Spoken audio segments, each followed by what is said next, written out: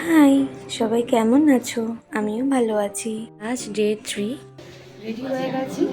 তো ব্রেকফাস্ট করে এবার আমরা বেরিয়ে যাবো।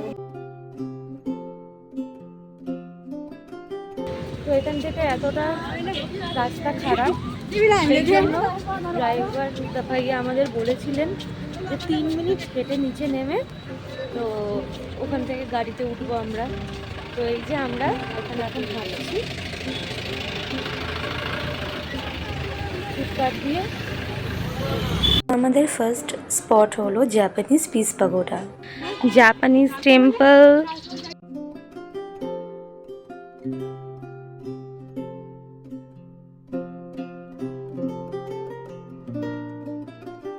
এটা ছিল টেম্পলের ভেতরটা।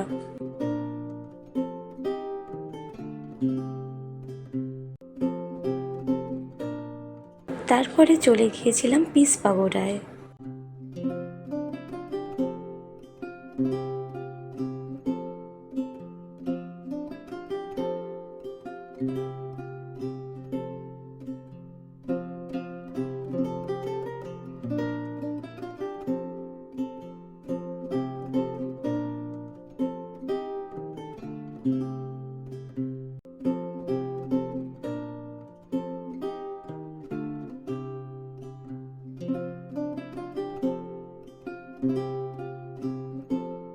চলে এসেছিলাম মনেস্ট্রিতে।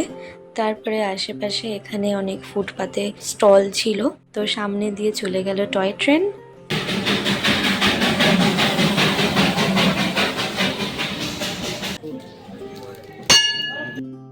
চলে এসেছি ভেতরে। এটা ছিল মনেস্ট্রির ভেতরটা।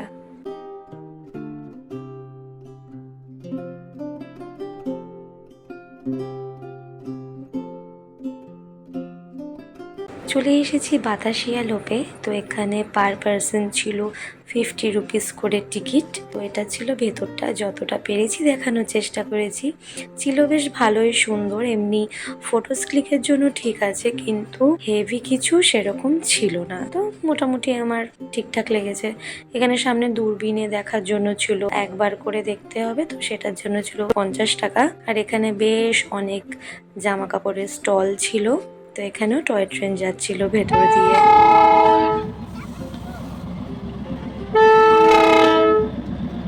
এখান থেকে ভিউটা দেখুন, কি ভালো লাগছে দেখতে।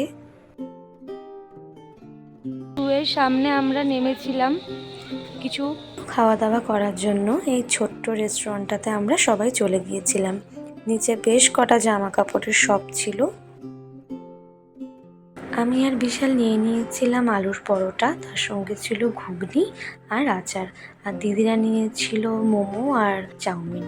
খাওয়া দাওয়া করে বেরিয়ে চোখে পড়ে গেল একটা ছোট্ট কিউটিকে। এও আমাদের বোবর মতন সমানে চেটে আদর করেই যাচ্ছে। চলে এসেছি পাদমাজা নাইডু হিমালয়ান জুলজিক্যাল পার্কের সামনে। তো আমরা সকলে টিকিট কেটে নিয়েছিল। এখানে ছিল পার পারসন টিকিট 100 টাকা করে। তো ঢুকে গেছি জুয়ের ভিতরে। তো ফার্স্টেই পড়ে গেল চোখে রেড পান্ডা, যেটা আমার মানে কতদিনের ইচ্ছে, যে কোনোদিন ভাবিনি রেড পান্ডা এরকম সামনাসামনি দেখব, কারণ এখন রেড পান্ডা পুরো বিলুপ্তের দিকে।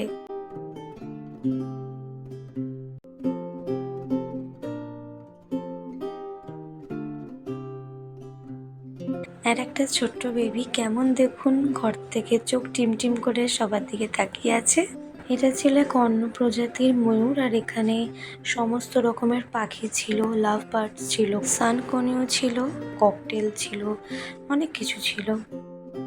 এইটাতে শুধু কাকাতুয়া ছিল। এখানে 2-3খানা কাকাতুয়া একসঙ্গে বসে আছে। ওপরে ছিল ম্যাকাও, একটা ঘরের ভিতরে ছিল। আর এটা ছিল আই থিঙ্ক বন বিড়াল, আমার ঠিক বোর্ডটা পড়া হয়নি। এই রাস্তাটা বেশ ভালোই খাড়াই ছিল, হাঁটতে হাঁটতে অবস্থা খারাপ হয়ে যাচ্ছিল পায়ের।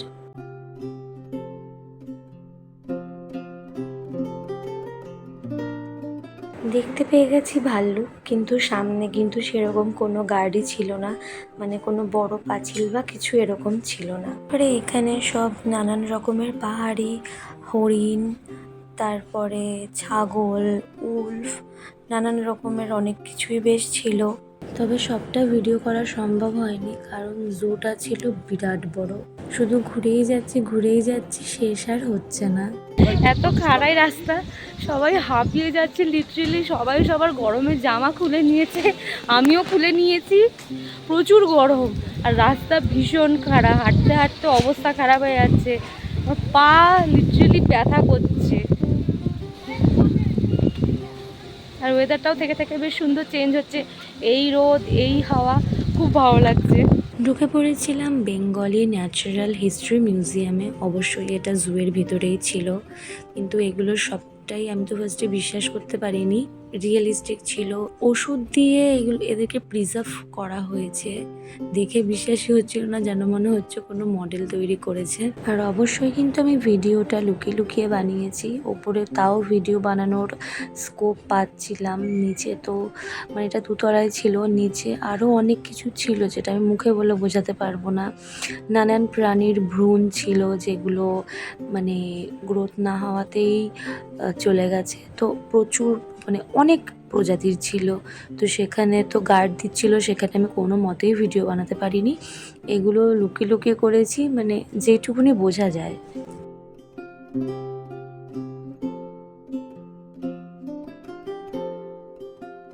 অনেক রকমের ফুল গাছ ছিল, বেশ কটা লণ্ঠন জবাও ছিল।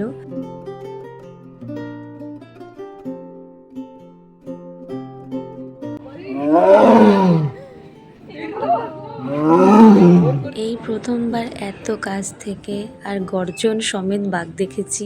পরিবেশটা বেশ আরামদায়ক তৈরি হয়েছে, মানে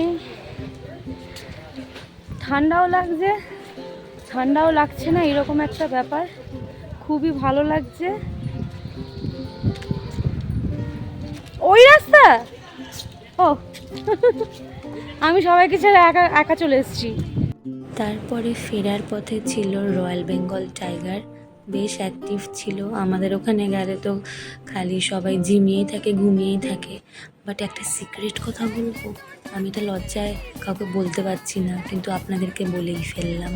এই বাঘটা না মানে সামনাসামনি বেশ খেলছিল, নিজের প্রেজেন্টটা ভালো বোঝাচ্ছিল, ফটো তুলছে।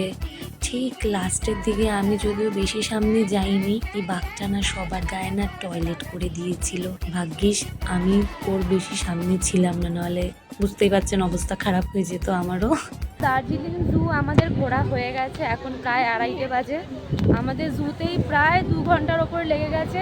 তারপরে খুব ভালো লেগেছে, মানে যেগুলো আমরা কলকাতায় দেখতে পাই না সেগুলো এখানে আমরা ইজিলি দেখেছি। একদম চোখের সামনে থেকে আমরা উট দেখেছি, টাইগার দেখেছি, সব কিছু দেখেছি। মিউজিয়ামে যেহেতু ভিডিও করা বন্ধ ছিল, যতটা পেরেছি ততটা চেষ্টা করেছি দেখানোর। তো ভীষণ মজা হয়েছে। এবার আমরা যাচ্ছি নেক্সট স্পটে। রেডি হয়ে গেছি ম্যাল রোডে যাওয়ার জন্য।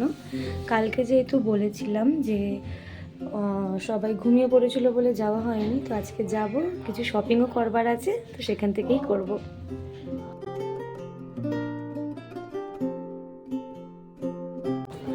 করে নিয়েছি অনেক শপিং, তো এখন আমরা যাচ্ছি স্ন্যাক্সের জন্য। রাতে ডিনারটা আজকে আমরা বাইরেই করব, কিন্তু এত ভিড় ছিল। আর জামা কাপড় কেনার একটা তাড়া, যেহেতু আমরা কালকেই ব্যাক করছি, প্লাস কালকে আবার কিছু স্পটে ঘোরার আছে, তো সেই জন্য কী শপিং করলাম কিচ্ছু শেয়ার করতে পারিনি। তো কী কিনলাম সেটা পরে দেখাবো।